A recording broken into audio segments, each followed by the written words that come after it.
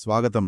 ఈరోజు మనం ఆ, అందము ఆనందము .pdf అనే ఒక మూలం గురించి మాట్లాడుకుందాం. చిన్న డాక్యుమెంటే అయినా చెప్పిన విషయం చాలా లోతైంది అనిపించింది. అవును. కొన్ని వాక్యాల్లోనే అంటే సంపూర్ణ శ్రేయస్సు గురించి ఒక ముఖ్యమైన ఆలోచనను ఇది ఇస్తుంది. నిజమే. ముఖ్యంగా బయటి అందం మాత్రమే కాదు, లోపలి విలువలు, శారీరక బలంతో పాటు మానసిక దృఢత్వం కూడా అవసరమని నొక్కి చెబుతుంది. కరెక్ట్. సో మన లక్ష్యమేంటంటే ఈ మూలంలో ఉన్న ఈ సమగ్ర శ్రేయస్సు అనే ఐడియాను కొంచెం లోతుగా చూడటం. అంటే పైకి కనిపించేవే కాదు, లోపలి గుణాలు, ఆరోగ్యం, మానసిక స్థైర్యం ఇవన్నీ ఎలా కనెక్ట్ అయి ఉన్నాయో అర్థం చేసుకోవడం అన్నమాట. సరే, మొదలు పెడదామా? తప్పకుండా. మూలంలో మొదటి వాక్యమే చాలా సూటిగా ఉంది. అందమొక్కటే కాదు, అంతే. సింపుల్గా ఉంది కదా? అవును, సింపుల్గానే ఉంది కానీ చాలా పవర్ఫుల్ స్టేట్మెంట్ అది. నిజమే. వినడానికి మామూలుగా అనిపించినా ఈ రోజుల్లో మనం బాహ్య రూపానికిచ్చే ప్రాధాన్యత చూస్తే దానిది ప్రశ్నిస్తున్నట్టుంది గదా. ఖచ్చితంగా. ఇంత సింపుల్ వాక్యంతో స్టార్ట్ చేయడం వెనుక ఉద్దేశమేమంటారు? నా ఉద్దేశంలో అందమొక్కటే కాదు అనడం ద్వారా అంటే బయటి రూపం అనేది ఒక మనిషిలో ఒక భాగం మాత్రమే, అదే అంతా కాదు అని చెప్పడం. అవును. మన చుట్టూ చూడండి, మీడియాలో, సినిమాల్లో, ఆఖరికి మన మాటల్లో కూడా అందానికి, ఆకర్షణకే ఎక్కువ విలువిస్తుంటాం. నిజమే. అయితే ఈ వాక్యం ఒక నిమిషం ఆగండి, అందం కాకుండా ఇంకేదో ముఖ్యముంది సుమా అని గుర్తు చేస్తోంది. ఇదొక విమర్శలా కాకుండా ఒక పెద్ద చిత్రాన్ని చూడమని చెప్పినట్టుంది. ఇంకేదో ముఖ్యమనేదాన్ని తర్వాతి భాగం ఇంకాస్త క్లియర్ చేస్తుంది కదా. అంతరంగమూ ముఖ్యమే. అవును. ఇక్కడ అంతరంగము అంటే ఏంటి? సరిగ్గా కేవలం బయట కనిపించని ఏదైనా విషయమా, లేక దీనికి ఏదైనా స్పెసిఫిక్ మీనింగ్ ఉందా? మంచి ప్రశ్న అడిగారు. అంతరంగము ఇది చాలా పెద్ద పదం. ఊరికే బయటి అందానికి ఆపోజిట్ కాదు. ఓ, ఇది ఒక వ్యక్తి లోపలి ప్రపంచం అన్నమాట. అంటే వాళ్ల వ్యక్తిత్వం, వాళ్ల విలువలు, వాళ్ళు ఆలోచించే తీరు, ప్రపంచాన్ని ఎలా చూస్తున్నారు, వాళ్ల నమ్మకాలు, ఓకే, ఇంకా వాళ్ల ఎమోషన్స్ని అర్థం చేసుకుని కంట్రోల్ చేసుకునే కెపాసిటీ. దీన్నే ఇప్పుడు మనం ఎమోషనల్ ఇంటెలిజెన్స్ లాంటివి అంటున్నాం కదా, అవన్నీ. అన్ని కలిపా? అన్ని కలిపి వస్తాయి. అంటే పైకి కనిపించే రూపానికి ఎంత విలువుందో, లోపల ఉన్న ఈ గుణాలకు, ఈ అంతర్గత సౌందర్యానికి కూడా అంతే విలువుందని ఈ మూలం చెబుతోంది. అంటే దయా, నిజాయితీ లాంటివి కూడానా? ఖచ్చితంగా. దయా, నిజాయితీ, సహానుభూతి ఇవన్నీ అంతరంగంలో భాగమే. ఇవి మన సంబంధాల్లో, మన జీవితంలో సంతృప్తిని తీసుకురావడంలో చాలా ముఖ్యం. అందం అది టైంతో పాటు మారొచ్చు కదా. అవును, నిజమే. కాని ఈ లోపలి లక్షణాలు అవి ఇంకా బలపడతాయి, లేదా మనం వాటిని బలపరుచుకోవచ్చు. అంటే బయటి అందం ఫస్ట్ ఇంప్రెషన్ ఇవ్వొచ్చు, కానీ ఒకరితో డీప్ రిలేషన్షిప్కి, వాళ్ళని నిజంగా అర్థం చేసుకోవడానికి ఈ అంతరంగం కీలకమన్నమాట. సరిగ్గా చెప్పారు. ఈ లోపలి లక్షణాలే మనల్ని కనెక్ట్ చేస్తాయి, మనల్ని మనం డిఫైన్ చేసుకోవడానికి కూడా హెల్ప్ చేస్తాయి. ఇది నిజంగా ఆలోచించాలి. ఖచ్చితంగా. బయటి ఆకర్షణ మహా అయితే తలుపు తీయించొచ్చు, కానీ ఆ గదిలో మనల్ని నిలబెట్టేది, మన బంధాలకు మీనింగ్ ఇచ్చేది అంతర్గత సౌందర్యమే. అందుకే చూడండి, అందమొక్కటే కాదు, అంతరంగమూ ముఖ్యమే అని రెండూ కలిపి చెప్పింది. ఒకటి ఎక్కువ ఒకటి తక్కువ అని కాకుండా రెండిటి మధ్య ఒక బ్యాలెన్స్ గలియా సూచిస్తోంది. ఈ బ్యాలెన్స్, ఈ సమతుల్యత అనే ఆలోచన ఇది నెక్స్ట్ సెంటెన్స్లో కూడా కనిపిస్తోంది కదా. అవును. శారీరక దృఢతతో పాటే మానసిక దృఢతవు అవసరము. ఇక్కడ కేవలం బయట లోపల గురించే కాదు, స్ట్రెంగ్త్ గురించి మాట్లాడుతున్నారు. ఫిజికల్ స్ట్రెంగ్త్, మెంటల్ స్ట్రెంగ్త్ రెండూ అవసరమని. నిజమే. ఆ పాయింట్ చాలా ముఖ్యం. ఇది కొంచెం ఇంట్రెస్టింగ్గా మారుతోంది కదా. దీన్ని ఎలా అర్థం చేసుకోవాలి? అవును, ఇది మొదటి ఐడియాని ఇంకా స్ట్రాంగ్ చేస్తూ శ్రేయస్సులో ఇంకో యాంగిల్ని చూపిస్తోంది.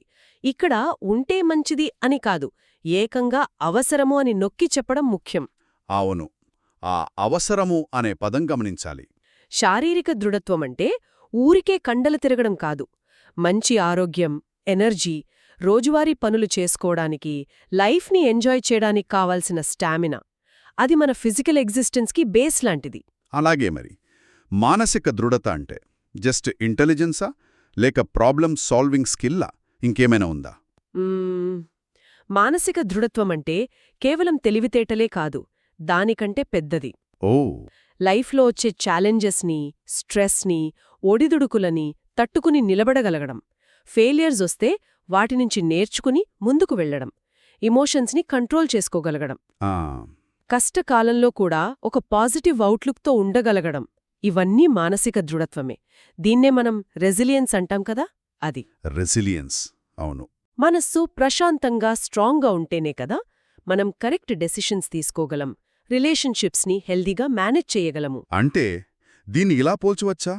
ఒక బిల్డింగ్ స్ట్రాంగ్గా ఉండాలంటే ఫౌండేషన్, శారీరక దృఢత్వం ఎంత ముఖ్యమో, ఆ బిల్డింగ్ లోపలంతా బాగుండి ఉండటానికి సేఫ్గా, కంఫర్టబుల్గా ఉండటం, మానసిక దృఢత్వం కూడా అంతే ముఖ్యం.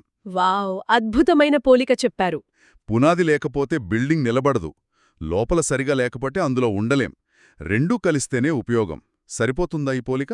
పర్ఫెక్ట్, సరిగ్గా అదే భావన. ఫిజికల్, మెంటల్ హెల్త్ ఇవి వేర్వేరు కాదు, ఒకదానితో ఒకటి కనెక్ట్ అయి పనిచేస్తాయని ఈ మూలం చెబుతోంది. అవి ఇంటర్ డిపెండెంట్ అన్నమాట. అవును, అవి ఒకదానిపై ఒకటి ఆధారపడతాయి. ఉదాహరణకు చూడండి, మనకి ఒంట్లో బాలేనప్పుడు మానసికంగా కూడా నీరసంగా, డిప్రెస్డ్గా అనిపిస్తోంది కదా. అవును, సహజమది. అలాగే బాగా మెంటల్ స్ట్రెస్, యాంగ్జైటీ ఎక్కువైతే అది లాంగ్ రన్లో ఫిజికల్ హెల్త్ మీద ఎఫెక్ట్ చూపిస్తుందని మనకు తెలుసు. అంటే ఒకటి వీక్ అయితే రెండోది కూడా దెబ్బతింటుంది. ఈ రెండిటి రిలేషన్షిప్ గురించి ఇంకొంచెం చెప్పగలరా? రెండూ అవసరమని ఎందుకన్నారు? దాని వెనుక లోతైన అర్థమేంటి? కేవలం హెల్తీగా ఉండటమేనా, లేక ఇంకా ఏదైనా ఉందా? కేవలం హెల్దీగా ఉండటం మాత్రమే కాదు, ఈ రెండిటినీ బ్యాలెన్స్ చేసుకున్నప్పుడే మనం నిజమైన ఆనందం లేదా శ్రేయస్సు, మూలం పేరదే కదా, దాన్ని అనుభవించగలం. ఆహా, ఫిజికల్గా ఎంత స్ట్రాంగ్గా ఉన్నా మెంటల్గా వీక్గా ఉంటే చిన్న విమర్శలకే కుంగిపోవచ్చు, లైఫ్లో వచ్చే ఒత్తిడిని తట్టుకోలేకపోవచ్చు. నిజమే. ఎన్ని డబ్బులున్నా, ఎన్ని సౌకర్యాలున్నా మనస్లో ప్రశాంతత లేకపోతే సంతృప్తి ఉండదు. అలాగే మెంటల్గా ఎంత స్ట్రాంగ్ అయినా శరీరం సహకరించకపోతే ఉమ్, లైఫ్లో వచ్చే ఆపర్చునిటీస్ని అందుకోలేరు, ఫుల్ పొటెన్షియల్ని వాడుకోలేరు. లాంగ్ టర్మ్ అనారోగ్యం అది మెంటల్ స్ట్రెంగ్త్ని కూడా దెబ్బతీస్తుంది. అవును. కాబట్టి నిజమైన బలం కావాలన్నా, ఒక కంప్లీట్ లైఫ్ బ్రతకాలన్నా రెండూ అవసరం. ఈ రెండిటి కలయిక మనల్ని లైఫ్లో వచ్చే మార్పులకి, ఛాలెంజెస్కి ఇంకా బాగా రెస్పాండేలా చేస్తుంది. దీన్ని పెద్ద చిత్రంతో కలిపితే ఇదొక ముఖ్యమైన ప్రశ్నను లేవనెత్తుతుంది. అసలు మనం దేనికి ప్రాధాన్యత ఇస్తున్నామని. అంటే దీనర్థమేమిటి? ఈ మూలం మనకిచ్చే మెయిన్ మెసేజ్, నిజమైన శ్రేయస్సు అనేది ఒక హోలిస్టిక్ కాన్సెప్ట్, అవును, సమగ్రమైనది. అది కేవలం బయటి లుక్సో, కండలబలమో కాదు. మన లోపల వ్యక్తిత్వం, విలువలు, అలాగే మెంటల్ స్టెబిలిటీ, ఎమోషనల్ బ్యాలెన్స్ ఇవన్నీ కలిస్తేనే అది పూర్తవుతుంది. సరిగ్గా చెప్పారు. ఫిజికల్ హెల్త్ ఎంత ఇంపార్టెంటో మెంటల్ హెల్త్ కూడా అంతే ఇంపార్టెంట్. రెండిటినీ విడివిడిగా చూడకూడదు, ఒకదానికొకటి కాంప్లిమెంటరీగా భావించి రెండిటి మీద ఫోకస్ పెట్టాలి. అవును, ఈ ఆలోచన మనం రోజు హెల్త్ గురించి ఆలోచించే విధానాన్నే మార్చేలా ఉంది. అవును, ఇది కేవలం ఆరోగ్యం గురించే కాదు, లైఫ్ని చూసే మన పర్స్పెక్టివ్ గురించి కూడా. మనం సక్సెస్ని, హ్యాపీనెస్ని ఎక్కువగా బయటి విషయాలతో కొలుస్తాం, డబ్బు, స్టేటస్, అందం. నిజమే. కానీ ఈ మూలం ప్రకారం నిజమైన సంతృప్తి, ఆనందమనేవి లోపలి బ్యాలెన్స్ నుంచి, ఫిజికల్ మరియు మెంటల్ స్ట్రెంగ్త్స్ యొక్క హార్మోనీ నుంచి వస్తాయి. ఈ హోలిస్టిక్ వ్యూ మనల్ని మనం కంప్లీట్గా చూసుకోడానికి, మనలోని ప్రతి పార్శ్వాన్ని గౌరవించడానికి, పెంచుకోడానికి మోటివేట్ చేస్తుంది. ఉదాహరణకి ఎక్సర్సైజ్ చేయడం ఫిజికల్ హెల్త్కి ఎంత అవసరమో, అలాగే మెడిటేషన్ చేయడం, మంచి పుస్తకాలు చదవడం, కొత్త విషయాలు నేర్చుకోవడం, హెల్తీ రిలేషన్షిప్స్ మెయింటైన్ చేయడం, ఇవన్నీ మెంటల్ హెల్త్కి అంతే అవసరం. అయితే ప్రాక్టికల్గా ఈ బ్యాలెన్స్ సాధించడం అంత ఈజీ కాదేమో కదా? నిజమే. మోడర్న్ లైఫ్లో స్ట్రెస్సులు ఎక్కువ, బయటి ప్రపంచం నుంచి ఎక్స్పెక్టేషన్స్ ఎక్కువ, ఫిజికల్ హెల్త్కే టైం కేటాయించడం కష్టంగా ఉన్నప్పుడు మెంటల్ హెల్త్ మీద కూడా స్పెషల్గా ఫోకస్ పెట్టడం ఎలా సాధ్యం? మీరు చెప్పింది నిజమే. ఇది కంటిన్యూస్ ఎఫర్ట్ కావాలి. దీనికి ఒక ప్రాసెస్. అది ఈజీ కాకపోవచ్చు, కానీ ఇంపాసిబుల్ కాదు. ముఖ్యంగా గమనించాల్సింది ఏంటంటే, ఇవి రెండు వేర్వేరు పనులు కాదు. ఒకటి చేస్తూ ఇంకోదాన్ని నెగ్లెక్ట్ చేయాల్సిన పని లేదు. ఓ, అలాగా? ఉదాహరణకు ఎక్సర్సైజ్.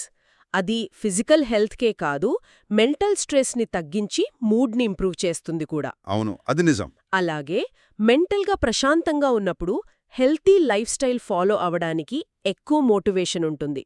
చిన్న చిన్న మార్పులతో స్టార్ట్ చేయొచ్చు. ఎలాంటివి?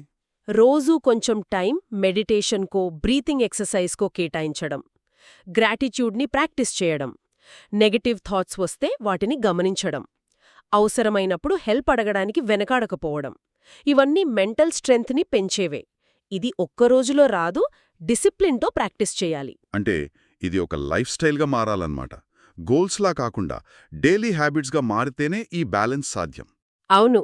ఈ మూలం ఇంత చిన్నగా ఉన్నా ఒక కంప్లీట్ లైఫ్కి గైడ్లా పనిచేస్తుంది. బయటి ఆకర్షణల ప్రభావం ఇంత ఎక్కువగా ఉన్న ఈ రోజుల్లో అంతరంగం ఇంపార్టెన్స్ని, ఫిజికల్ స్ట్రెంగ్త్తో పాటు మెంటల్ స్ట్రెంగ్త్ అవసరాన్ని గుర్తుంచుకోవడం చాలా ముఖ్యం. ఖచ్చితంగా. ఫైనల్గా చెప్పాలంటే ఈ మూలం మనల్ని, మనతో మనం హానెస్ట్గా ఉండమని, మనల్ని మనం పూర్తిగా యాక్సెప్ట్ చేసుకోమని, మనలోని అన్ని సైడ్స్ని బయట, లోపల, శరీరం, మనసు ఈక్వల్గా చూసుకుని డెవలప్ చేసుకోమని ఎంకరేజ్ చేస్తుంది. నిజమైన అందం, నిజమైన ఆనందం ఈ సమగ్రతలోనే ఉందని ఇది మనకు గుర్తు చేస్తోంది. చాలా బాగా చెప్పారు. ఈ చిన్న మూలంపై మనం చేసిన ఈ విశ్లేషణ నిజంగా చాలా ఆలోచనలు రేకెత్తించింది. సమగ్ర శ్రేయస్సు వైపు మనం వెళ్ళడానికి ఈ ప్రిన్సిపల్స్ బాగా ఉపయోగపడతాయి. ఈ చర్చను ఇక్కడ ముగిద్దాం. సరే. అయితే వినేవాళ్లు ఇంకాస్త ఆలోచించడానికి ఒక ప్రశ్నతో ముగిద్దాం. మూలం ఫిజికల్ మరియు మెంటల్ స్ట్రెంగ్త్ రెండూ అవసరమని నొక్కి చెబుతోంది కదా? అవును. మరి మీ డైలీ లైఫ్లో అంతరంగం లేదా మానసిక దృఢత్వంను యాక్టివ్గా పెంచుకోవటానికి మీరు కాంక్రీట్గా ఎలాంటి ప్రాక్టికల్ పద్ధతులు ఫాలో అవ్వొచ్చు? ఆ ప్రయత్నం మీ రోజువారీ అనుభవాల్లో, మీ రియాక్షన్స్లో ఎలా కనిపిస్తుంది? దీని గురించి ఆలోచించండి.